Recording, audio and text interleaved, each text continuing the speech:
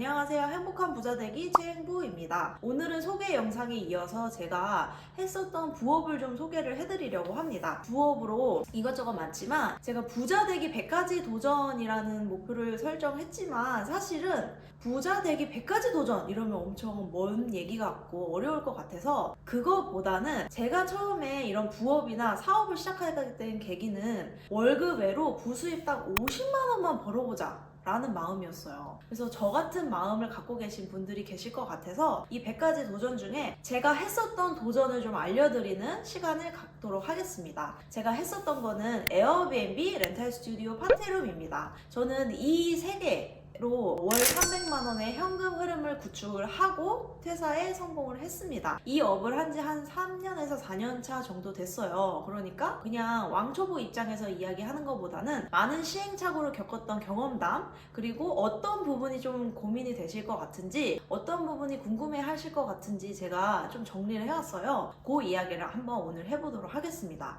합법 에어비앤비라는 게 생겼습니다. 그게 뭘까요? 무슨 에어비앤비면 에어비앤비지 합법 에어비앤비? 갑자기 조금 합성어가 생겼죠? 이 얘기를 정확히 좀 전달을 드릴게요. 일단 에어비앤비라는 거는 외국인 도시 민박업입니다. 이 외국인 도시 민박업은 외국인을 내국인 집에서 한 방을 내어주는 숙박업 개념인데요. 외국인 도시 민박업을 할 때 어떤 이슈가 있냐면 한국에서는 에어비앤비에서 내국인을 받을 수 없게 법적으로 막아놨었어요. 그래서 에어비앤비가 합법으로 되려면 내국인을 받지 않고 외국인만 받고 운영을 했었어야 합니다. 뉴스에도 막 나오고 기사로도 많이 나왔었어요. 에어비앤비 요거를 내국인 받는 거를 풀어주네 안 풀어주네. 그러던 와중에 위홈이라는 플랫폼이 생기게 됩니다. 혹시 위홈이라는 단어 들어보셨나요? 처음 듣는 분도 많으실 것 같아요. 그래서 위홈은 그냥 말 그대로 쉽게 내국인을 받을 수 있는 유일한 한국의 공유 숙박 플랫폼이다 라고 보시면 됩니다. 헷갈리기 시작하시죠? 위홈? 그리고 에어비앤비? 그럼 뭐 어떻게 하라는 거야? 라는 좀 생각이 드실 수 있는데 제가 한번 사진을 하나 띄워드릴게요. 일단 요거를 한번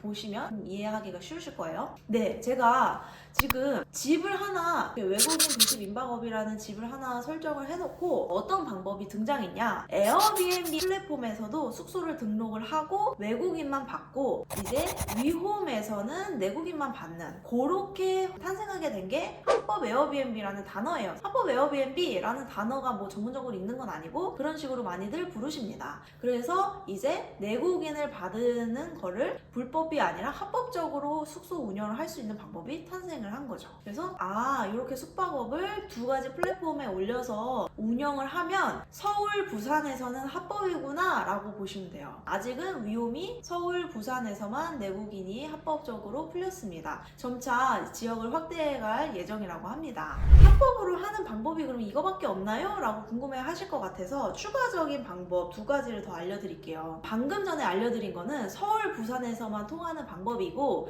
이 서울, 부산이 아닌 농어촌에서는 농어촌 민박업을 내서 에어비앤비를 하면 가능합니다. 에어비앤비로 숙소 월 1,000만 원 벌었어요 막 이런 분들이 계시잖아요. 그분들은 제주도이신 분들이 좀 많은 편이에요. 제주도에서 농어촌 민박업으로 에어비앤비를 합법적으로 운영하시는 분들이 꽤 많고 유튜브 영상으로도 많이 올라왔어요. 그래서 내 동네가 농어촌에 해당되는가? 난 지방 사는데 내가 농어촌이 맞나? 라고 궁금하시다면 토지 이음에 들어가셔서 확인이 가능하십니다. 그 토지 이음 홈페이지 한번 여기에 띄워드릴게요. 그래서 토지 이음에서 확인이 가능하시다. 내국인, 외국인 모두 에어비앤비 플랫폼에서 받을 수 있는 방법이 하나 있습니다. 그건 바로 한옥 체험업이에요. 네, 한옥 체험업 좀 들어보셨나요? 한옥에서 에어비앤비처럼 숙소를 세팅해서 판매를 하는 거는 한옥 체험업으로 빠지기 때문에 가능합니다. 에어비앤비, 그러니까 공유 숙박업을 오픈할 수 있는 방법은 세 가지인데 외국인 도시 민박업, 농어촌 민박업, 한옥 체험업 세 가지가 있더라. 내가 만약에 부산이나 서울에서 살면은 외국인 도시 민박업에 해당이 되는 거고, 나는 지방 사람인데 농어촌에 속하나 하면은 농어촌 민박업 요걸로 선택을 하신 다음에 토지 이음에서 농어촌이 아닌지 맞는지 확인을 해보시고, 내가 한옥에서 하고 싶다 하시면 한옥 체험업으로 빠지는구나 라고 이렇게 세 가지를 알고 가시면 될 것 같아요. 오픈하는 과정이 좀 궁금하실 것 같아요. 오픈 어떻게 하냐면 에어비앤비는 크게 제가 느끼기에는 4가지 단계로 나뉩니다. 첫 번째 매물 구하기, 두 번째 인테리어 하기, 세 번째 세팅 세팅하기, 네 번째 오픈하기입니다. 그래서 매물 구하기는 어떻게 하나 궁금하실 것 같아서 요거는 좀 사실 조금 디테일이 들어가요. 그래서 다음 편에 자세히 다룰 거고요. 그래서 매물을 구합니다. 이제 뭐 집방, 뭐 네이버 부동산 이런 데서 연락을 해서 매물을 구해요. 집주인 허락을 받으셔야 하고 주민 동의를 받으신 다음에 구청의 허가를 받으셔야 돼요. 집주인 허락을 받을 때는 집주인에게 그 부동산 임대차 계약서 있잖아요. 거기 특약에 외국인 도시 민박업 사업을 운영하는 거를 적극적으로 협조한다. 이 한 줄이 좀 들어가야 돼요.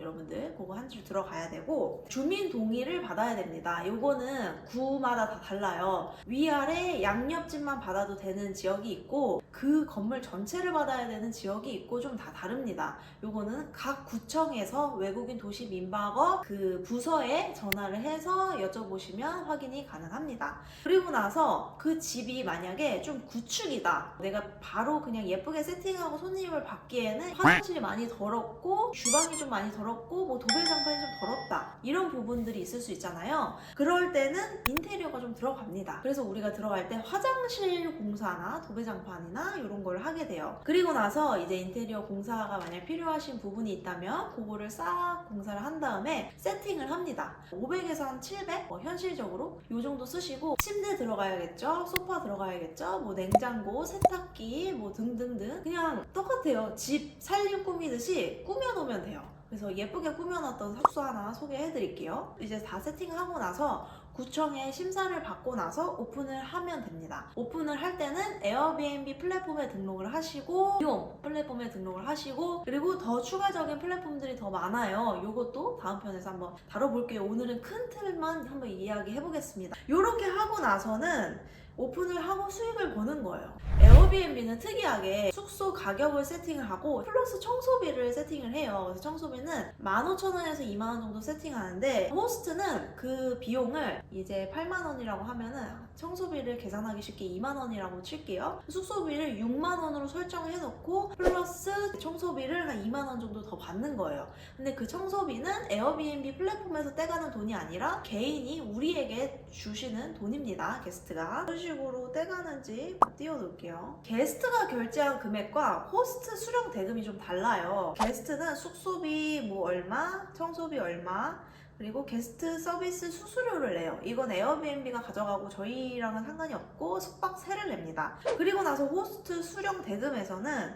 이 청소비까지 받고 호스트 서비스 수수료 3.3%와 VAT 세금을 뺀 금액을 수령을 받습니다. 이제 마지막으로 많은 이야기 오늘 드린 것 같아요. 지금도 추천하는가 이야기를 좀 드리면 현실적으로 제가 처음에 이야기를 드렸을 때 직장인 월급 외 부수입 내가 50만원에서 딱 100만원만 좀 벌어보고 싶다 하시는 분들에게 지금도 추천을 하는가? 저는 추천은 모르겠고 제 입장으로 내가 그러면 또 할 건가? 저는 또 합니다. 네, 저는 또 해요. 왜냐면 50만원에서 100만원이 안정적으로 버는 경험을 저는 했기 때문에. 그래서 저는 할 것 같습니다. 그래서 이제 저는 한다. 그래서 지금도 인테리어 업자분들과 컨택을 하고 지금 세팅을 해나가는 중입니다. 그래서 오늘은 간략하게 에어비앤비의 구조, 무엇인가 도대체 불법 합법 나뉘던데 어떻게 합법을 하는 건가, 어떻게 돈을 벌 수 있는 건가, 지금도 가능한가, 요런 6가지 이야기를 좀 다뤄본 것 같습니다. 그래서 오늘 많은 도움이 되셨으면 좋겠고 직장인 월급의 부수입 50만원에서 100만원은 에어비앤비가 가능했다. 저는 그런 경험을 했다라는 걸 소개를 드렸습니다. 다음 편에서는 본격적으로 구체적인 에어비앤비 부동산 매물 구하는 방법을 좀 알려드릴 거예요. 그래서 나 에어비앤비 관심 있는데 부동산 매물은 어떻게 구하지? 하시는 분들에게 좀 구체적으로 어떻게 제가 구하는지 전화하는 방법도 알려드릴게요.